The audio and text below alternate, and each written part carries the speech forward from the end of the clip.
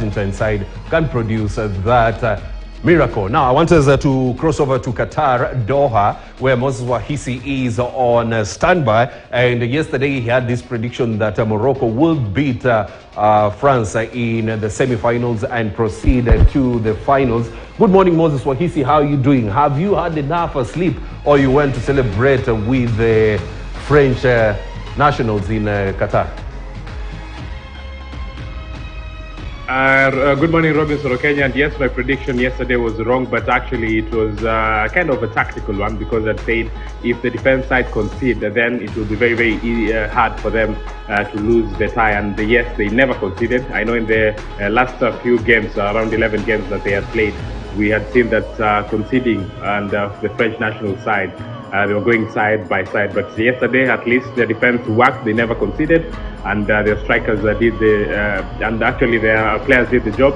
And that is why they got those 2 goals. Not from the fancy players, actually, that would have expected them to score, the likes of Kylian Mbappe and Olivier Giroud. But all in all, they had the maximum points, and yes, they are dancing and they're going to the final. Talking about sleep for Kenya, it's very, very hard to have enough sleep on this end, because yesterday the game was played in Al Bayt Stadium, and you have been here, you know that is the farthest stadium from the capital or from the city. So we had hours to be on the metro, and the traffic and everybody who was all out there celebrating and all that enabled us actually to get to places of rest around 4 a.m. And again, we had to be awake early. But all in all, Kenya, it is in the spirit of football.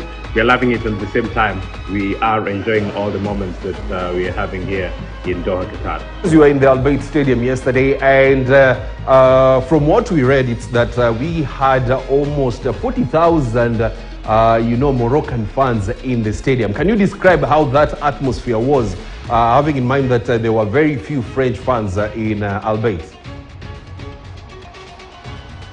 Yes, we had around 40,000 in the stadium, but at the same time, we also had almost another 10,000 out of the stadium.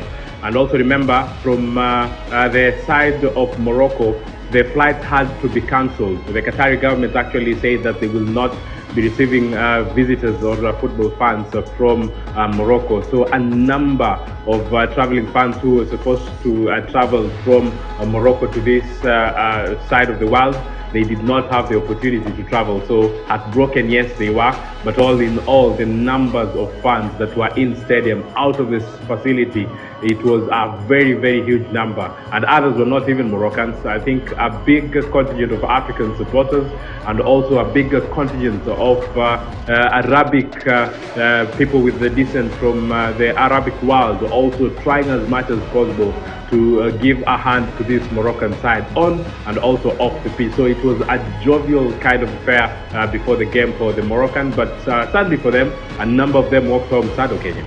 Yes, of course. I imagine that atmosphere must have been fantastic for you, getting to, experience more than 40,000 people cheering on one, or rather the only African team that was left in the tournament in the semi-finals. And it is a 60,000 seat stadium, so the atmosphere must have been a very fantastic. Now, Moses, I know you had a chance of speaking to these supporters after the game.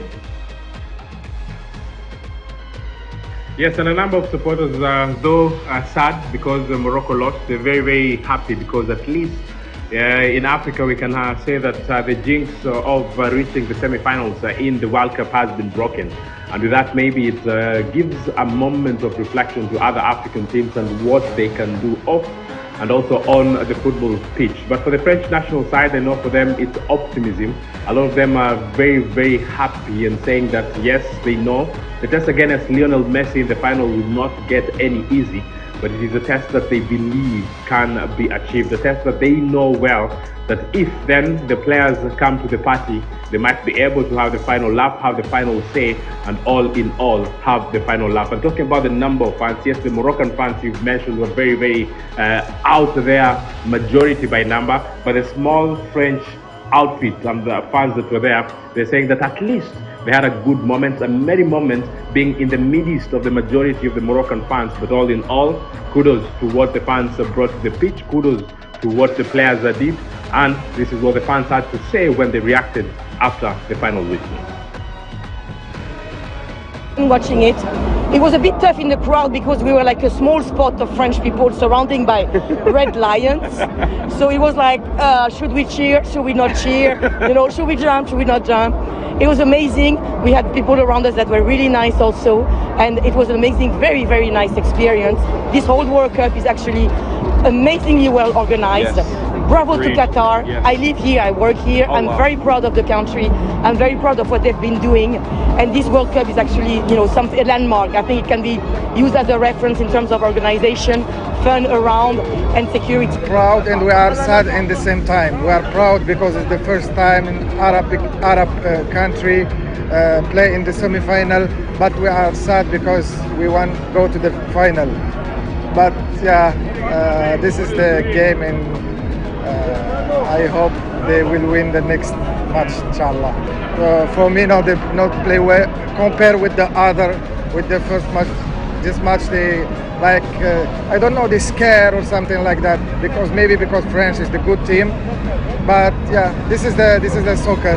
No problem. This is the football. Sometimes you win, sometimes you lose, same like that. But I'm happy because the first time going to this place, and before we can't go to this one. Now we have good team, we have good coach and good player. I hope good luck for everyone. Very proud, and all African, Moroccan, Arabic are proud of the team, of Moroccan team. They do their best. Oh, incredibly proud. You know, I think getting out the group stage was an achievement for us, but then to go through and beat some marquee teams and get to the semi-final and actually see the tournament out with a third, fourth playoff, couldn't be proud of. Absolutely brilliant. It's really great for the people of Morocco, you know. Fairly still young team, and I think what this does is give a platform for Moroccan footballers now to maybe step up to some better European teams, improve the calibre, and who knows in 4 years' time. Very sad, but for sure very proud. All right. First of all, I want to say thank you to the players. Thank you especially to the coach. This is more than just reaching the final. A lot more than that. It has so many other. For example, now we believe in ourselves. Now we know that we can do stuff, not only in sports, in so many stuff, that we believe in our local players, local people. Yeah. We are so proud. We are so happy with what we did so far. And inshallah, in the African Cup, we're gonna take it. I think that the coach give to a lot of people a small lesson that if we want to work, if we work hard, we can arrive. There is no impossible in life. I feel very happy. This game was really stressful, to be honest. And yes, after the second goal, I felt like relieved, you know. And yeah, so it's very exciting. I mean, like, it's the final right now. We just need the last win, so hopefully it will work.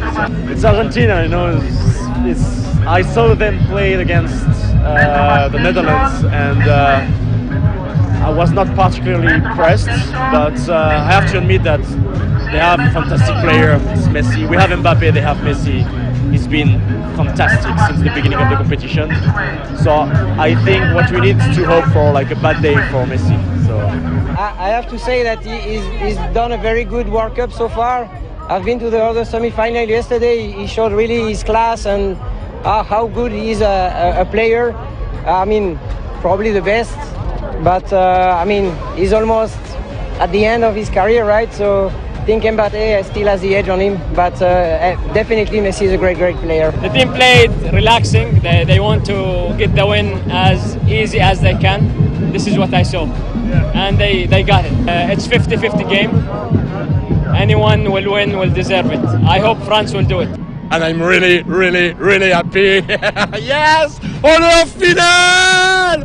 Oh, sorry, my English is awful. Okay. French wins, sure.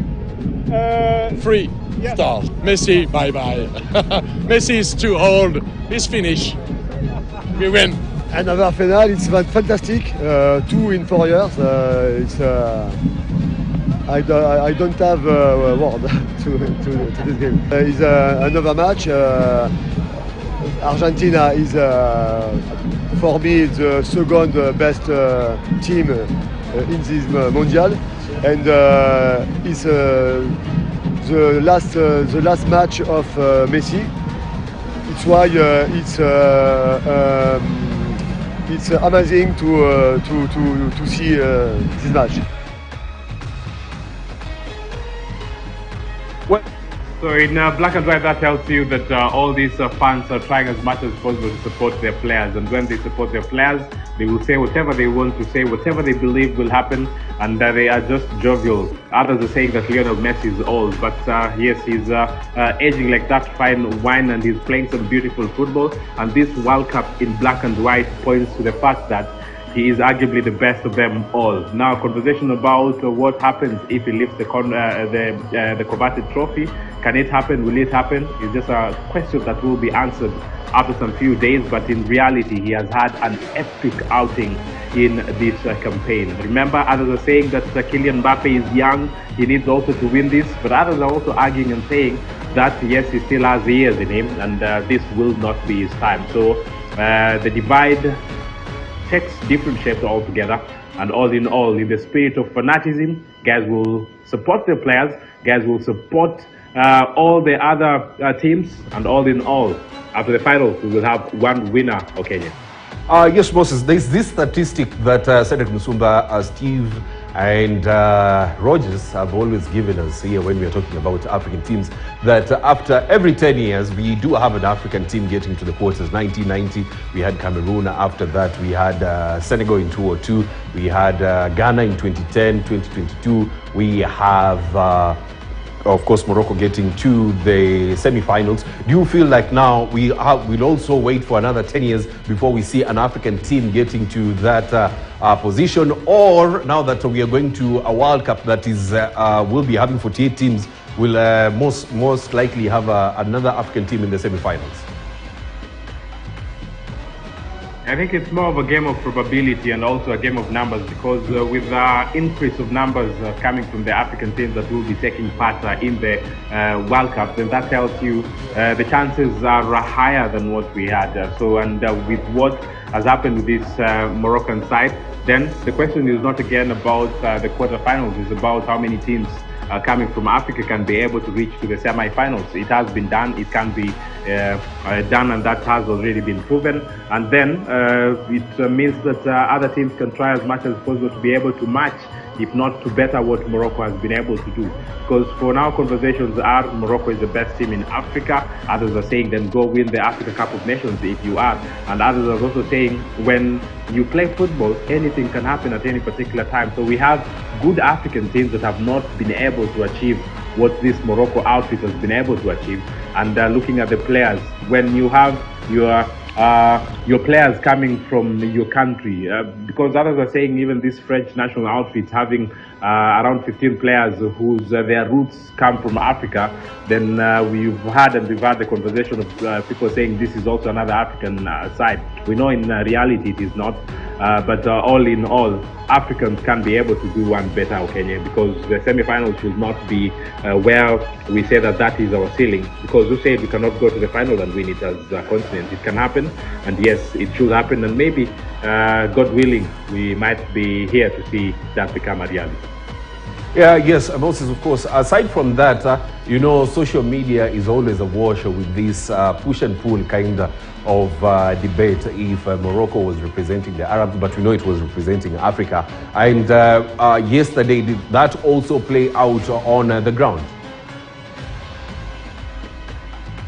I think yesterday it did not play out on the ground because the Moroccan players actually, I think they learned from how they reacted in the time that they qualified for the semi-finals. So even their coach came out and he tried actually to clarify issues and saying that yes, we know we still are Africans and we're representing.